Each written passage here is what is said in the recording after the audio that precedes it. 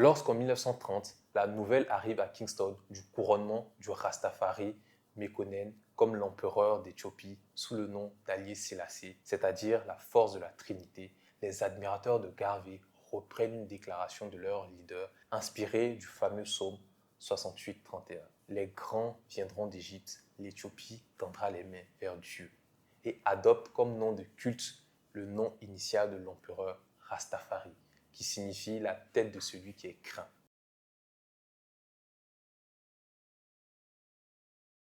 Bonjour à tous, c'est Culture Nègre. Aujourd'hui, on fait ce qui est à mon sens l'une des vidéos les plus importantes de la chaîne. Aujourd'hui, on parle du panafricanisme, sous toutes ses formes, sous tous les tropiques et à travers toutes les ères. Dans cette vidéo qui sera sans doute assez longue, on s'attellera à parler et à vous présenter le panafricanisme dans son essence, c'est-à-dire dans son sens premier, dans son sens historique. Loin d'une vision fantasmée du mouvement, mais encore plus loin d'un regard contemporain, souvent péjoratif porté sur celui-ci. Pour cette vidéo, nous avons utilisé de nombreuses sources. Bien sûr, toutes seront mises en description, histoire d'avoir une pluralité de points de vue. Mais l'essentiel de notre travail repose sur Africa Unite, une brève histoire du panafricanisme de l'excellentissime historien Dr Hamzat Boukari. Et donc, dans cette vidéo, le panafricanisme sera présenté de façon plus ou moins chronologique, articulée autour de plusieurs moments importants marquants de l'histoire noire. C'est tout pour les précisions préliminaires. On peut commencer la vidéo. Déjà, il faudrait d'abord, pour des questions de cohérence, commencer par définir certains thèmes essentiels et certains concepts. Qu'est-ce que le panafricanisme? Qu'est-ce que le panégrisme? Et qu'est-ce que l'Afrique? Ou du moins, l'Afrique comme continent dans son nom.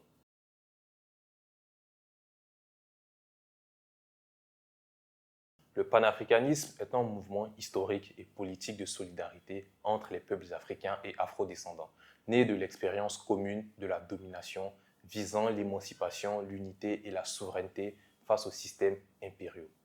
Le panafricanisme est donc un mouvement multiforme qui vise une unité culturelle, parfois politique et étatique, qui prône une pleine souveraineté de tous les pays africains, c'est-à-dire l'émancipation de notre grande dépendance aux ex-puissances coloniales et aux institutions économiques néocolonialistes. Mais surtout, une réappropriation de nos paradigmes, de nos systèmes de pensée et de notre africanité. Le panafricanisme s'articule donc autour des grands défis auxquels sont confrontés les Noirs de tout horizon, car il existe une certaine convergence des enjeux, des défis et difficultés que vivent les États noirs et leurs populations. Pour faire simple, le panafricanisme, c'est, étant donné que nous sommes confrontés aux mêmes défis et aux mêmes problématiques, eh bien, il serait bien de s'allier dans nos luttes d'émancipation. C'est aussi simple que ça. Le panafricanisme ne rime pas avec détestation de l'Europe, la France ou l'Occident de façon générale. Le panafricanisme rime encore moins avec déresponsabilisation africaine. Quant au panégrisme, lui désigne une pensée qui affirme la fierté d'être noir et valorise l'histoire, la culture et la dignité des peuples noirs face au racisme et à la domination. À la différence du panafricanisme, le panégrisme est surtout culturel et identitaire. Le panafricanisme est surtout politique et stratégique. Maintenant, d'où vient le nom Afrique? Hamzat dit dans l'ouvrage, je cite, « Pour les tenants de l'afrocentricité, une doctrine fondée sur la thèse de l'origine négro-africaine de la civilisation égyptienne pharaonique, le thème de Kémet désigne le pays des Noirs. Nous retrouvons une signification similaire dans les noms des pays comme Éthiopie, du latin Aethiopus, visage brûlé, du nom Soudan, de l'arabe Bilal al-Soudan, pays des Noirs, ou Guinée, du berbère Nyawa, les hommes noirs. Les versions grecques d'Hérodote, de l'historien Flavius Joseph et de l'explorateur andalou Hassan al-Wazan, dit Léon l'Africain, avancent comme hypothèse l'étymologie du nom Afrique, celle du roi Afer, petit-fils supposé d'Abraham ou du chef yéménite Africus, qui aurait fondé la ville d'Ifriqiya, située dans l'actuelle Tunisie, lors d'une évasion au cours du second millénaire avant l'ère chrétienne. La version phénicienne évoque un fruit d'Afrique, Farika, ou la dispersion de la population Faraka, tandis qu'une version indienne considère que le nom Afrique possède une racine en sanskrit et en hindi, apara, qui désigne ce qui vient après, ce qui se retrouve à l'ouest de l'Inde.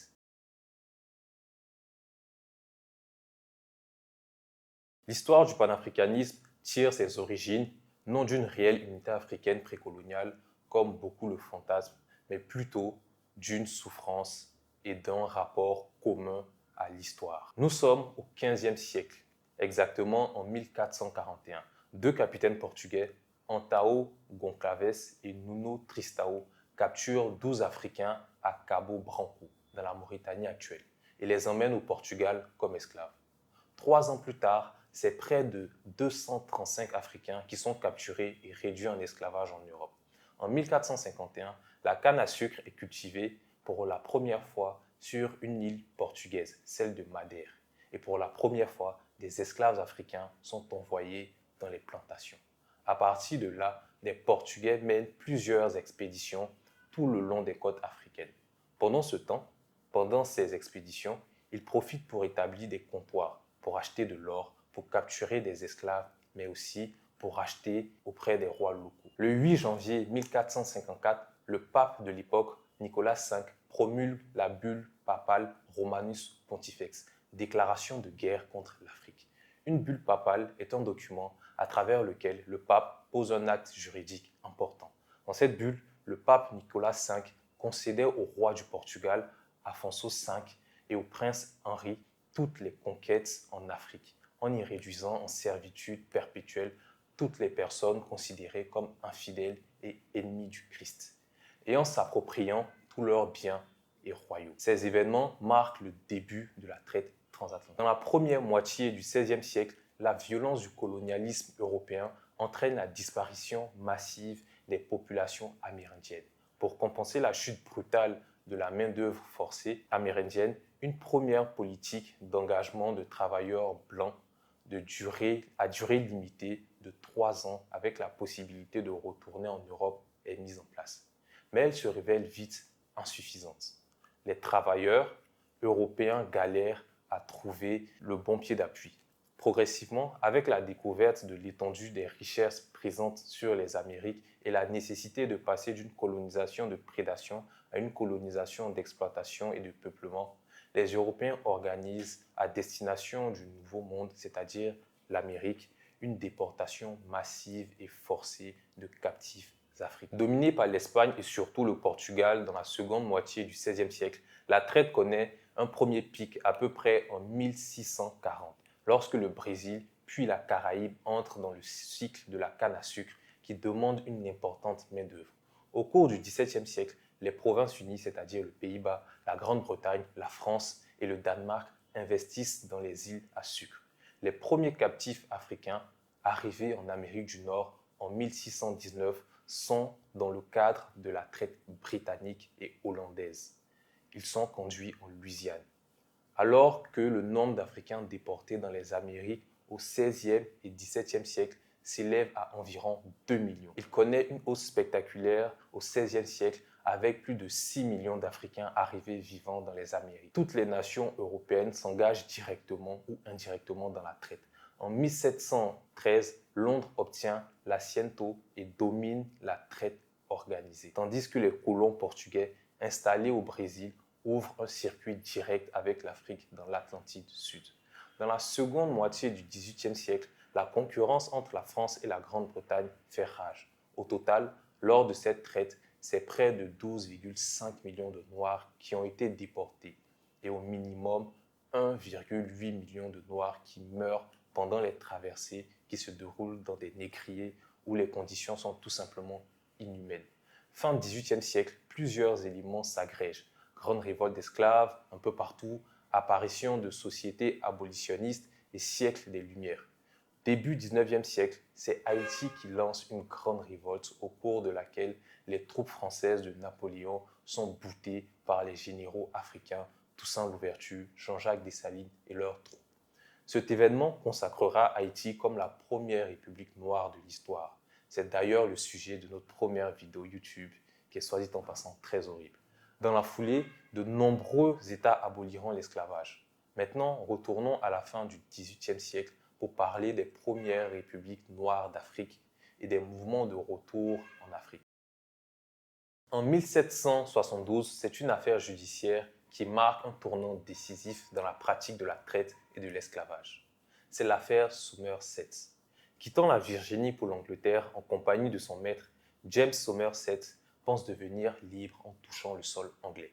Fuyant son maître qui souhaite le conduire de force en Jamaïque où il aurait retrouvé sa condition servile, Somerset, conseillé par l'esclave affranchi Uloda Equiado et un abolitionniste, Granville Sharp, porte l'affaire en justice. Le 22 juin 1772, le pays juge et lui donne raison, réaffirmant l'abolition de l'esclavage en métropole. Du jour au lendemain, des milliers de Noirs vivant en Angleterre deviennent libres et intentent des procès à leurs maîtres. À cette époque, en Europe, aux États-Unis, de nombreuses confréries et groupes souvent religieux militent pour l'abolition complète de l'esclavage. Constatant le nombre croissant de Noirs libres en Grande-Bretagne, à la suite de la jurisprudence Somerset, des groupes abolitionnistes et philanthropiques menés par Granville Sharp décident d'établir en 1787 une colonie en Sierra Leone. Ce premier établissement colonial britannique en Afrique de l'Ouest accueille dans les décennies suivantes plusieurs catégories d'Africains libres. Depuis le Royaume-Uni viennent des Noirs affranchis après l'affaire Somerset. Depuis la Nouvelle-Écosse, colonie britannique sur la façade atlantique de l'actuel Canada, viennent deux autres groupes. Des Noirs qui avaient combattu dans les rangs de l'armée britannique lors de la guerre d'indépendance des États-Unis en 1776 et les Marrons, des groupes d'Africains qui avaient fui les plantations pour mener une série de guerres anticoloniales en Jamaïque tout au long du XVIIIe siècle. La capitale sierra-léonaise prend en 1972 le nom de Freetown en référence à la liberté offerte aux rapatriés. Tout au long du XIXe siècle, c'est environ 60 000 Noirs rapatriés qui s'installent sur le littoral et s'aventurent peu dans l'Hinterland. Les descendants des rapatriés se définissent progressivement comme une communauté à part. Les Kriols, créoles, disposant d'une langue du même nom, reflétant la diversité de leurs origines. Le conflit social, économique et culturel prend forme. Il oppose les rapatriés à la majorité de la population sierra-léonaise issue des groupes Mandé ou Temne installés dans l'Hinterland depuis plusieurs siècles. Répartis sur le long de la côte guinéenne, ces Africains sont considérés comme des indigènes par les Kriols qui, en plus de chercher à prendre le contrôle du territoire, entreprennent de les civiliser et de les évangéliser avec le soutien moral et financier des organisations religieuses.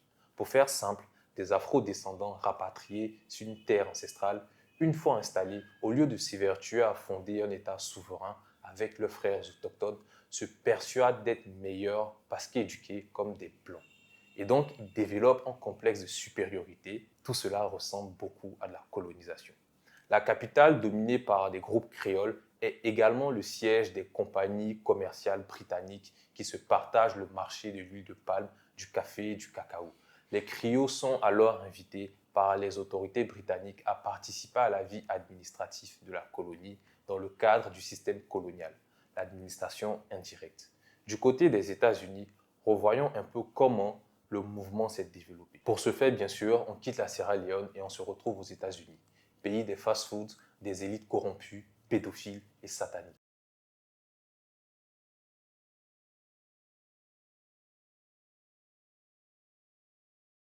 La nouvelle de l'affaire Somerset gagne rapidement les États-Unis, où un nombre important d'Africains sont libérés lors de la guerre d'indépendance contre les Anglais. Bon, principalement dans le Nord. En 1787, la ville de Philadelphie, en Pennsylvanie, connaît plusieurs événements importants. En mai, les représentants des États formant les États-Unis, c'est-à-dire 55 hommes blancs, divisés entre les capitalistes du Nord et les planteurs et propriétaires du Sud, se réunissent et promulguent au thème d'un compromis la Constitution des États-Unis. Sans abolir l'esclavage sur le sol américain, le texte interdit l'importation d'esclaves dans un délai de 20 ans jusqu'en 1807. Plusieurs centaines de milliers de captifs américains sont introduits aux États-Unis, en particulier dans les États du Sud, où la culture du coton est en plein essor. Pour réduire la fuite des esclaves vers le Nord abolitionniste, les premières lois sur les fugitifs sont votées. Ce sont les Fugitive Slave Act. Elles sont votées en 1793. Sur un simple témoignage du propriétaire, elles fondent ce dernier à réclamer auprès des autorités nordistes la capture de tout fugitif. Toujours en 1787, à Philadelphie, les Quakers fondent la première société abolitionniste américaine avec déjà l'idée de coloniser l'Afrique de l'Ouest grâce au renvoi des Noirs affranchis. De leur côté, deux Afro-Américains, Absalom Jones et Richard Allen, lassés de subir les discriminations, décident de fonder une association de charité et d'entraide ouverte aux Noirs, la Société africaine libre, Free African Society. Cette société, 8 ans plus tard, organisera une mission de recolonisation de la Sierra Leone en y envoyant des Noirs. L'idée du retour en Afrique progresse tellement bien qu'un certain Prince Hall, fondateur de la première loge maçonnique afro-américaine, réclame devant le Parlement du Massachusetts le droit de retourner en Afrique. Dès 1776, la Cour générale du Massachusetts retire le droit de vote aux Africains libres et aux Indiens. Il n'en fallait pas davantage pour que le fils d'un affranchi d'origine Ashanti et d'une amérindienne, Paul Couffi, lance une pétition en soulignant que si les Africains et les Indiens sont privés du droit de représentation, ils doivent être exemptés de l'impôt. En 1783, leur droit de vote est rétabli par une décision de justice. Fort de son patrimoine, Couffi mène ensuite des actions philanthropiques et abolitionnistes avec les Quakers. À la tête d'un commerce portuaire prospère, il est certes considéré comme l'Africain le plus puissant du pays, mais sa richesse ne le préserve pas du racisme qui ravage les États-Unis. Pour sortir de cette situation, estime-t-il, les Noirs d'Amérique doivent créer une nation indépendante en Afrique. Après avoir recruté un équipage noir, Couffi quitte les États-Unis le 2 janvier 1811 en direction de la Sierra Leone. En 1815, toujours sur ses propres fonds, il retourne en Sierra Leone avec une trentaine d'hommes qui s'installent dans la colonie. Décédé en septembre 1817, à la veille d'un nouveau voyage vers l'Afrique de l'Ouest, Couffi apparaît comme l'un des principaux promoteurs de la migration comme solution aux problèmes noirs. À présent, apesantissons-nous sur le cas libérien. Dans ce contexte, l'intérêt des propriétaires d'esclaves pour le rapatriement des Africains se renforce. Fondé en décembre 1816 et janvier 1817 sous l'impulsion du pasteur Robert Finlay par des groupes religieux disposant du soutien des autorités et des propriétaires, la Société américaine de colonisation promeut le retour en Afrique des Noirs, affranchis, dans un esprit proche de celui de Paul Couffi. Elle est l'une des principales bénéficiaires des largesses financières des milieux esclavagistes au lendemain de la révolte de Nat Turner, ce qui démontre à nouveau l'ambiguïté du projet apparemment philanthropique, mais ayant en fait pour objectif prioritaire de sauvegarder les intérêts esclavagistes des États-Unis et d'utiliser les Noirs libres comme pionniers dans le cadre de l'évangélisation et la colonisation de l'Afrique.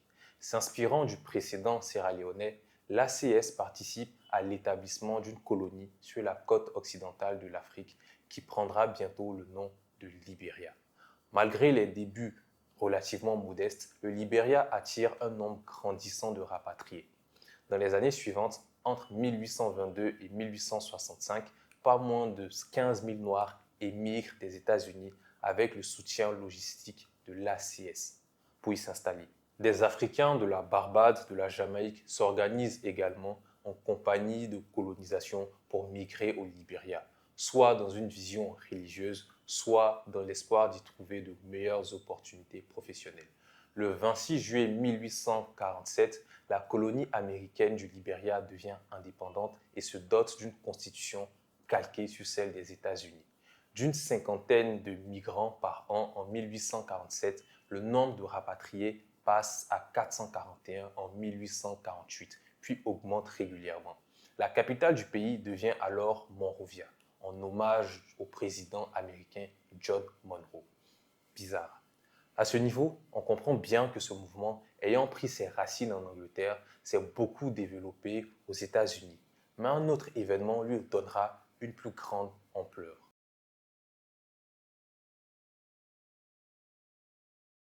Au XIXe siècle, les États-Unis sont divisés en deux.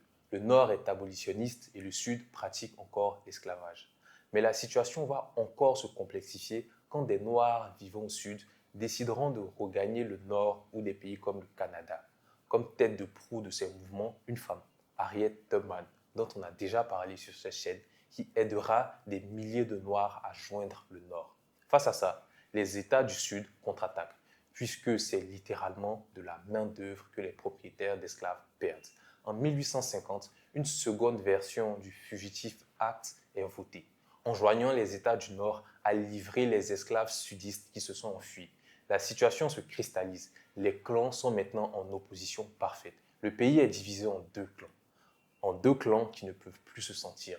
Les Noirs sont comme exposés au même dilemme, rester et essayer de s'interroger sur cette terre qui ne veulent pas de nous ou repartir sur la terre de nos ancêtres pour y bâtir un monde nouveau. Ces philosophies qui diviseront pendant longtemps les Noirs seront incarnées par deux grandes figures, Frédéric Douglass et Martin Delany. Douglass, certainement le plus connu, est né esclave dans le Maryland. Il s'échappera en 1838 par le chemin de fer clandestin. Il deviendra journaliste, orateur, donnant des conférences un peu partout dans les pays en faveur de l'abolition et de l'égalité civique. Quant à Martin Delany, il naît dans une famille libre de Virginie. Il reçoit une très bonne éducation, difficilement accessible à l'époque aux Noirs. Par la suite, il deviendra médecin. Concernant ces deux figures, il faut savoir qu'à la base, les deux étaient amis et partageaient les mêmes idéaux, au point d'avoir fondé ensemble un journal. Mais la rupture se consomme quand Douglass commence à militer pour une intégration des Noirs dans le cadre du fédéralisme. Delany, qui milite dans une émigration des États-Unis, mais contrairement à ce qui se faisait déjà, notamment par l'ACS à laquelle il était opposé, il ne militait pas pour un retour en Afrique, mais plutôt pour une colonisation de certaines terres en Amérique du Sud. De là débutent des conférences sur l'immigration. C'est lors de la troisième conférence de 1958 qu'un projet de colonie est voté en Afrique et en Haïti. Pour ce faire, il reçoit le soutien de plusieurs associations. L'objectif de Delany n'est pas seulement de rapatrier les Noirs, mais de développer en Afrique de l'Ouest des plantations de coton. Il s'agit, en incitant les rapatriés à mettre au profit leur expérience professionnelle américaine, d'assurer le développement de la culture du coton ouest-africain, d'éteindre la traite et l'esclavage à la source. Quelques années plus tard, la guerre de sécession éclate. Elle se termine avec la victoire du Nord. L'esclavage est officiellement aboli avec le 13e amendement, mais les conditions de vie des Noirs sont toujours très précaires. En 1955, une organisation suprémaciste blanche est créée. Elle vise à maintenir la domination des Blancs et conserver leur pureté. Cette organisation, c'est le Ku Klux Klan. Non, pas celle-là. Le Ku Klux Klan pille, intimide, vole, viole les Noirs. Au niveau étatique, ce n'est pas la joie non plus. Les Noirs ne bénéficient pas de tous leurs droits civiques dans la pratique. Maintenant, rappelez-vous bien d'une chose. Qui dit souffrance, dit espoir. Parlons un peu de gospel, de K.S. Boom, de Dena Moana. Non, je rigole. À l'origine, c'est un chant d'esclaves. D'esclaves qui chantent leurs souffrances, leurs espoirs, leurs craintes. Ils chantent ce que l'on appelait les spirituals. Ils reprennent des passages bibliques, notamment ceux qui coïncidaient plus ou moins avec leur situation servile. C'est pour ça que l'on retrouvait beaucoup de contes du peuple de Moïse contre le grand méchant pharaon d'Égypte. Un autre territoire qui est de nombreuses fois mentionné dans la Bible est l'Éthiopie. Pour Couche, le fils de Cham, donc le petit-fils de Noé, la reine de Saba, et la femme de Moïse la Couchite. C'est dans ce contexte qu'un passage de la Bible sera hautement clamé par plusieurs Noirs. Ce passage, qui est tiré de la version de la Bible du roi Jacques, plus précisément du psaume 68-31, qui annonce que les grands viendront d'Égypte, l'Éthiopie tendra les mains vers Dieu, pour signifier aux Noirs que leur rédemption ne peut venir que de l'Afrique, retombant régulièrement sur la mention de l'Éthiopie qui désigne l'ensemble de l'Afrique noire. Les éthiopianistes sentent que cette terre sacrée dans le passé est aussi porteuse d'un espoir de renaissance, de délivrance lié à la volonté divine. Dès lors, une tradition littéraire et historiographique éthiopianiste essaime des deux côtés de l'Atlantique, une espèce de sionisme africain, et comme pour conforter cette thèse, un élément, cette fois matériel, purement empirique, la victoire des Éthiopiens pendant la bataille d'Adwa. Comme vous le savez, à la fin du 19e siècle a lieu la conférence de Berlin, où se passe le partage de l'Afrique par les colons. Chacun prend un peu sa part de l'Afrique et l'exploite autant qu'il peut. C'est de là que naissent les frontières africaines d'ailleurs. C'est l'Italie qui d'abord, avec un peu de retard, décide de sauter le pas pour devenir une nation coloniale. Elle s'installe à Massawa, en Érythrée actuelle, dès 1885, puis veut imposer son protectorat sur l'Éthiopie. Mais comme tout bon colon n'oublie jamais sa Bible et son fusil, il n'oublie aussi jamais sa ruse. En 1889, le traité de Wuchale est signé avec l'empereur de l'époque, Ménélique II. Mais le problème avec ce traité, c'est qu'il diffère selon les parties, sinon la langue. La version italienne affirme que l'Éthiopie accepte la tutelle de l'Italie, tandis que la version amharique ne parle que d'une option diplomatique. Donc les Italiens essayent d'entourlouper les Éthiopiens, mais ces derniers ne se laissent pas faire. Commence alors la bataille d'Adwa en 1896, à l'issue de laquelle les troupes italiennes sont écrasées. Cette victoire annonce la fin de la domination italienne et l'indépendance pleine et entière de l'Éthiopie. Maintenant, imaginez-vous, à cette époque, un peu partout en Afrique, les armées coloniales soumettent tout le monde. Et la seule nation qui fait déjà l'objet de tous les fantasmes écrase le colon. Le symbole est immense. L'Éthiopie incarne tout ce dont les Africains et les Afro-descendants avaient besoin, l'espoir. Mais l'épisode éthiopien ne reste que peu compté. Il ne sera partagé qu'entre les cercles intellectuels noirs. Il faudra attendre quelques décennies avec un certain Garvey pour réveiller un projet de retour en Afrique à cette échelle. Le continent est critique. Le continent est morcelé, divisé, saucissonné en de faibles nations qui se reposent sur aucune base ethnique, culturelle ou linguistique. Les Africains, qui n'ont pas eu la possibilité d'apporter une réponse concertée à la conférence de Berlin, se regroupent isolés et progressivement divisés.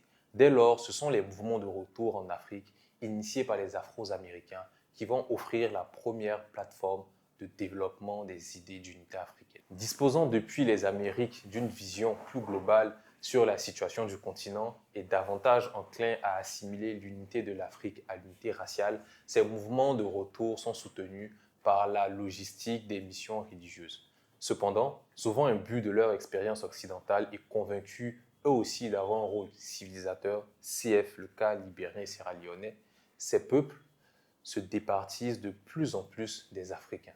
Ces mouvements ne sont donc plus sans ambiguïté.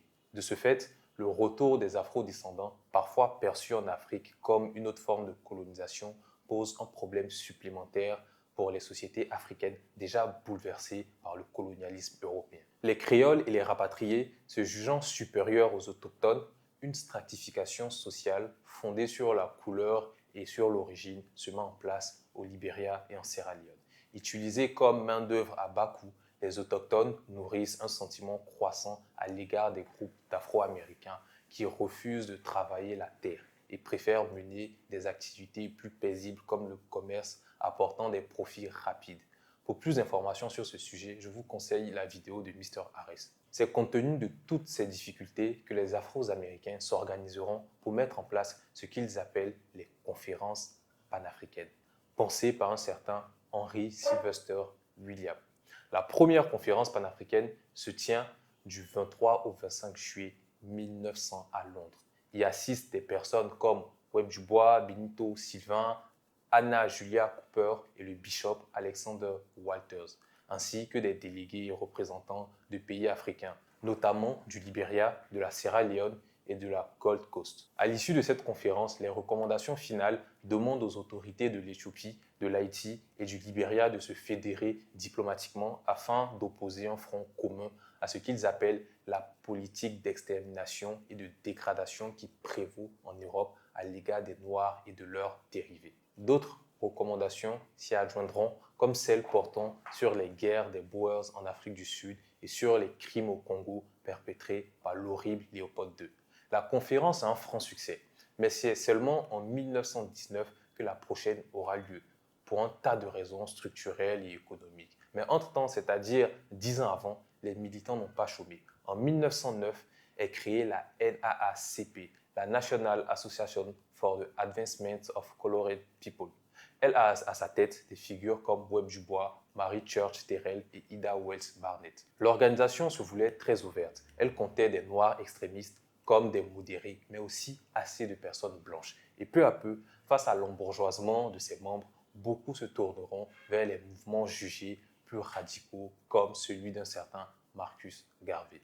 Dans ces mêmes années, éclate la Première Guerre mondiale. Les Blancs se tapent dessus et comme si cela ne suffisait pas, ils font appel à leurs colonies maghrébines et subsahariennes. C'est près de 2 millions de Noirs qui sont mobilisés et environ 200 000 qui partent au front. Après la guerre, Dubois se questionne sur le rôle et la place de l'Afrique. Il présente donc un mémorandum dans lequel il recommande la création d'un grand État noir au centre de l'Afrique, englobant les colonies allemandes, belges et éventuellement portugaises. Entre-temps, la NAACP et le Congrès panafricaniste feront leur petit bout de chemin avant de progressivement s'essouffler dans les années 20. Ces années coïncident avec la montée en puissance d'un jeune noir et son association. À présent, parlons de Marcus Garvey et de l'UNIA. Tout commence en Jamaïque, la terre du reggae, de Boltz et de la magnifique Shelly Ann Fraser. Comment résumer rapidement la situation coloniale de la Jamaïque? Les colons arrivent dans le XVIe siècle. Ils y trouvent une population indigène, les Arawaks. Ils décident donc de faire travailler ces Arawaks comme des fourmis ouvrières au point où presque toute la population s'éteindra. Une fois les Arawaks décimés, au lieu de se dire peut-être que nous sommes allés un peu trop loin, ils décident de remplacer des êtres humains qu'ils ont décimés par d'autres, cette fois jugés robustes et venant d'Afrique. C'est ainsi que des centaines de milliers d'Africains seront déportés en direction de cette île. C'est dans cet univers marqué par des luttes économiques, politiques et sociales sur fond de tensions raciales que Marcus Garvey naît en 1887 dans le nord de la Jamaïque. Alors qu'il n'est encore qu'un adolescent, Garvey part en apprentissage à Kingston, la capitale, dans l'imprimerie de son parrain, pour éditer les premiers journaux dans les années 1900. Engagé dans des cercles de lecture anticolonialistes, il est renvoyé de son travail pour avoir organisé des piquets de grève. Il décide de voyager au Venezuela, en Colombie et en Équateur, puis de traverser l'Amérique centrale, créant au passage le journal La Prensa au Panama avec la Nacional au Costa Rica. Ce voyage initiatique lui fait prendre conscience que le sort des travailleurs jamaïcains est partagé par bien d'autres peuples. En 1912, Garvey effectue un second voyage initiatique en Europe. À Londres, il tente de réaliser une ascension sociale tout en s'intéressant aux enjeux politiques, en particulier au nationalisme irlandais. Garvey visite également une partie du vieux continent, Paris, Madrid, où il est régulièrement pris pour un roi africain, ce qui ne manque pas de flatter son ego. Mais c'est à Londres qu'il développe ses facultés de communication. Rédacteur prolifique, jeune mais expérimenté, il intègre l'équipe du journaliste égyptien d'origine soudanaise Ducé Mohamed Ali, qui fonde en 1912 la revue The African Times. Cette expérience lui permet de nouer des contacts dans l'ensemble du monde colonial. C'est à cette époque qu'il tombe sur Booker T. Washington. En 1914, Garvey décide de rentrer en Jamaïque, en compagnie de celle qui allait devenir sa première épouse et sa collaboratrice, Amy Ashwood Garvey. Ils fondent en juillet l'Universal Negro Improvement and Conservation Association et l'African Communities League, organisations qui seront refondées à l'été 1917 à New York, puis connues dans l'histoire sous la chronique d'UNIA. Pendant l'été 1917, Garvey se rend à l'Institut Tuskegee, en Alabama. Déçu cette fois-ci par l'accueil de Robert Mouton, le successeur de Booker T. Washington, il entame un voyage de 6 mois dans une quarantaine d'États, dont ceux du sud des États-Unis. Risquant sa vie, il découvre la ségrégation, la violence et la terreur symbolisées par ces arbres aux fruits étranges. Les fruits étranges représentent des Noirs qui sont pendus. Garvey y rencontre également des communautés noires qui tentent de survivre en courbant l'échine et rêvent d'une terre promise. Intervenant dans les églises, il se construit grâce à ses talents d'orateur un large réseau de sympathisants et recrute des militants.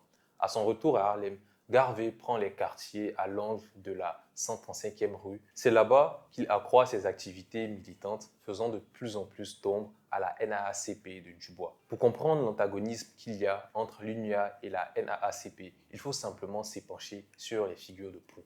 Garvey est issu d'un milieu populaire et a grandi dans un climat où les tensions sociales et économiques étaient terribles. Dubois, lui, naît dans une famille métissée et vit dès le début dans des conditions de vie supérieures à celles de la grande majorité des Noirs de l'époque. Pendant que Dubois promeut la formation d'une élite gouvernante, Garvey s'inscrit dans une lutte prolétarienne en mettant en avant des références qui touchent directement les classes populaires comme le mythe du retour en Éthiopie et celui du dieu noir.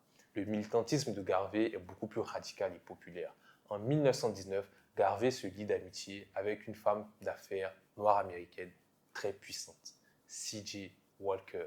Grâce à l'aide de cette femme et aux efforts de Garvey, l'UNIA se développe de façon exponentielle, de sorte à compter plus de 6 millions de membres dans le monde, devenant ainsi la première internationale noire. La même année, la Black Star Line est fondée par Marcus Garvey comme un bras économique de l'UNIA. Son objectif concret était de créer une flotte maritime noire financée par des actionnaires noirs pour contrôler le commerce international. Garvey lance une vaste campagne de levée de fonds.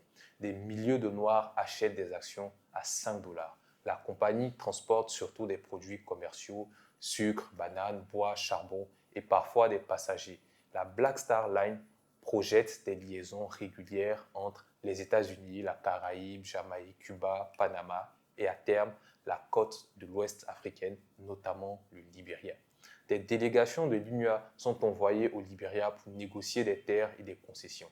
L'idée était d'y établir des colonies agricoles, industrielles et portuaires pour les Afro-Américains. Mais les négociations s'avèrent infructueuses et sont à l'origine de tensions entre Garvey et les élites libériennes, car sur place, l'UNIA découvre que les élites libériennes exploitent les autochtones et forment une espèce de bourgeoisie locale alignée sur les intérêts étrangers. Mais peu à peu, la compagnie de Garvey faiblit et ses problèmes ne feront que grandir. D'une part, cette tension avec Dubois se cristallise au point où Dubois le sabote et d'une autre part, le FBI commence à le pister. En 1922, Garvey est arrêté, condamné en première instance et détenu une première fois avant d'être placé en liberté surveillée. Au début de l'année 1925, la Cour d'appel confirme le jugement de condamnation de 1922. Un mandat d'arrêt est lancé contre Garvey. Son incarcération laisse le champ libre à Dubois alors que l'UNIA subit une perte de prestige et un déclin économique irréversible. Les autorités américaines craignent que l'emprisonnement de Garvey en fasse de lui un martyr. En effet, une série de pétitions, de rassemblements populaires et d'éditoriaux réclament sa libération. Le 18 novembre 1927, les autorités américaines libèrent Garvey, mais le déportent en Jamaïque. De là, ils tentent en vain de relancer l'UNIA et de fonder un parti. Immédiatement, la classe politique jamaïcaine se ligue contre lui. En revanche, son credo d'une religion africaine ainsi que d'un dieu de la même couleur et qu'il prie frappe les couches sociales déshéritées de la Jamaïque. Lorsqu'en 1930, la nouvelle arrive à Kingston du couronnement du Rastafari Mekonnen comme l'empereur d'Éthiopie sous le nom d'Haïlé Sélassié, c'est-à-dire la force de la Trinité, les admirateurs de Garvey reprennent une déclaration de leur leader inspirée du fameux psaume 68-31. Les grands viendront d'Égypte, l'Éthiopie tendra les mains vers Dieu et adopte comme nom de culte le nom initial de l'empereur Rastafari, qui signifie la tête de celui qui est craint. À la tête de la seule nation jamais colonisée, Haïlé Sélassié devient un véritable dieu vivant pour les tenants du mouvement Rastafari. Garvey, qui n'en demandait pas autant, accède au statut de prophète. Voyageant en Europe, au Canada et aux Antilles dans l'espoir de refonder l'UNIA, les mots d'ordre de Garvey sont un Dieu, un but, une destinée. Et l'Afrique aux Africains. Ces mots entrent dans le patrimoine du panafricanisme. Bien qu'il meure dans l'anonymat de Londres en 1940, il demeure une figure majeure de l'histoire de la cause noire. À ce niveau de la vidéo, on quittera les États-Unis, l'Angleterre, les Antilles, tout ce beau monde pour enfin parler du panafricanisme en Afrique.